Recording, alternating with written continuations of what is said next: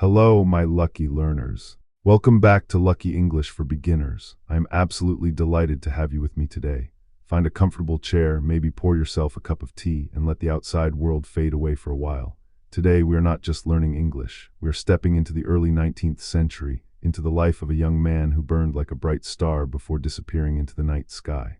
We are going to explore the life of John Keats, a man who lived only 25 years, but who left behind some of the most beautiful, musical, and magical words ever written in the English language. This is a story about how a boy who lost almost everything he loved found a way to create a world of absolute, perfect beauty.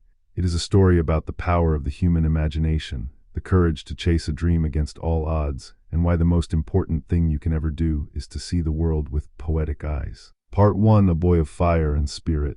Our story begins in 1795 in a dusty, noisy part of London near a stable where his father worked. John Keats was not born into a life of luxury. He was a small, fiery boy with reddish hair and a personality that was full of energy. He was not a quiet, sitting-in-the-corner kind of boy. He was a fighter. He loved to box. He loved to run. He loved to get into trouble.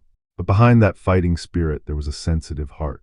When he was just 8 years old, his father died in a terrible accident, falling from a horse. A few years later, his mother passed away from a long illness. Young John was left to fend for himself, but he turned to the only thing that could save him: books. He devoured stories of knights, fairies, and legends. He discovered that even when the world is painful, a book can be a doorway to a different, more beautiful reality. Part 2: The Choice of a Lifetime.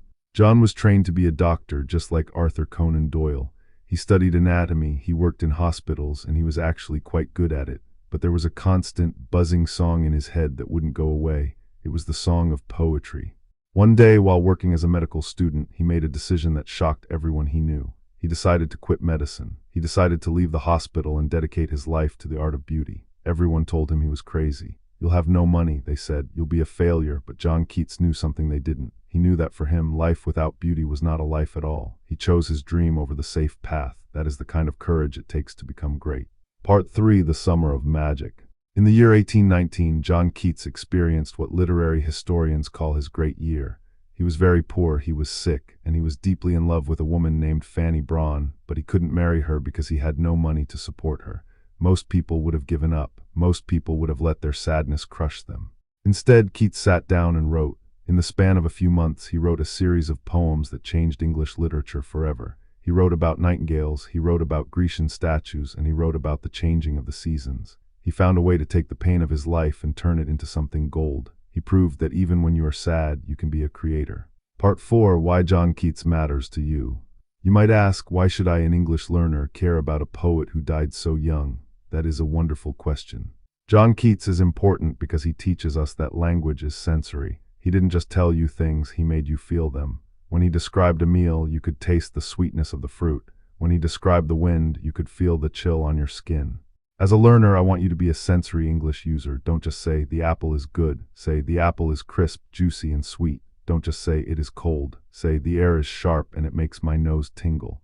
When you use your senses in English, you aren't just translating, you are living the language. You are making your words come alive. Part 5: The Courage to be Sensitive. In the 1800s, people often praised tough men, but Keats was proud to be sensitive. He felt everything: the joy of a sunny day, the sorrow of a lost friend, the beauty of a flower. He taught us that sensitivity is not a weakness, it is a strength. In your English journey, you might feel like you need to be tough. You might worry about being perfect, but I want you to be sensitive. Notice the feelings behind the words. Notice the emotion in the voice of the person you are listening to. When you allow yourself to feel the language, you will understand it on a level that no grammar book can ever teach you. Part 6: The Language of the Soul. Keats once wrote that he wanted to be a poet because he wanted to load every rift with ore. He wanted every single word to be as heavy and valuable as gold. As you learn English, I want you to treat your words like gold. Don't just use the first word that comes to mind. Search for the word that fits. Search for the word that has the right color and the right sound. When you treat your language like a precious treasure, you will find that you speak with more grace, more confidence, and more power. Part 7: The Plateau of Beauty. Keats didn't always write perfect poems right away. He struggled. He doubted himself. He often felt like he was failing, but he kept cultivating his garden. He kept reading, he kept practicing, and he kept refining his lines. If you feel like you are on a plateau where you aren't improving, remember Keats. He spent years reading and failing and trying again before he wrote his masterpieces. You are in the middle of your great year. You are building the foundation. Keep working, keep polishing your words. The masterpiece is inside you. Part 8. The importance of connection. Keats wrote for the sake of connection. He wanted to reach out across time and touch the soul of the reader. Language, at its best, is an act of connection. When you speak English, you are reaching out to the world. You are saying, I am here and this is how I see the world. Don't be afraid to reach out. Don't be afraid to connect. That is the true purpose of every word you learn. Part 9. The magic of negative capability. Keats had a very famous idea called negative capability. It means being able to stay in a state of mystery or doubt without rushing to reach a final, correct answer. This is the perfect advice for an English learner. You don't need to know every grammar rule right now. You don't need to be perfect today. It is okay to live in the mystery of the language. It is okay to be confused for a little while. Just stay curious. The answer will come. The clarity will come. Just don't rush the process. Part 10. Your story is still being written. John Keats died in Rome, far from home, believing he had failed. He asked for his tombstone to say, "Here lies one whose name was writ in water." He thought his poems would wash away like water in a stream. He was so wrong. Today, he is considered one of the greatest poets to ever live. Your failures, your mispronounced words, your slow sentences, these are not what you will be remembered for. You will be remembered for your persistence. You will be remembered for the fact that you didn't quit.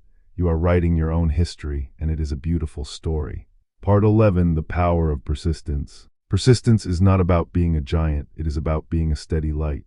Keats was a small, fragile man, but he had a light that reached around the world. Your consistency, those few minutes of listening every day, is your light. Don't underestimate the power of your daily habits. They are the building blocks of your entire future. Part 12. You are the creator. Keats created beauty out of a life that was often difficult. You can do the same with your English. You can create beauty out of the confusion. You can create a new version of yourself, a version that can speak, think, and dream in English. This is the greatest creation you will ever undertake. Part 13. Finding beauty in the smallest things. Keats found beauty in a single bird's song. He found beauty in a silent statue. Can you find beauty in your English lesson? Can you find beauty in the way a sentence sounds? When you shift your focus from "I have to do this" to "I get to discover this," everything changes. You become an explorer instead of a student. Part 14. The legacy of inspiration. Keats left a legacy of beauty that inspires people to wake up and really see the world. Your English is a legacy you are building for your own future. One day, you will be able to talk to anyone, read anything, and understand so much more than you do today.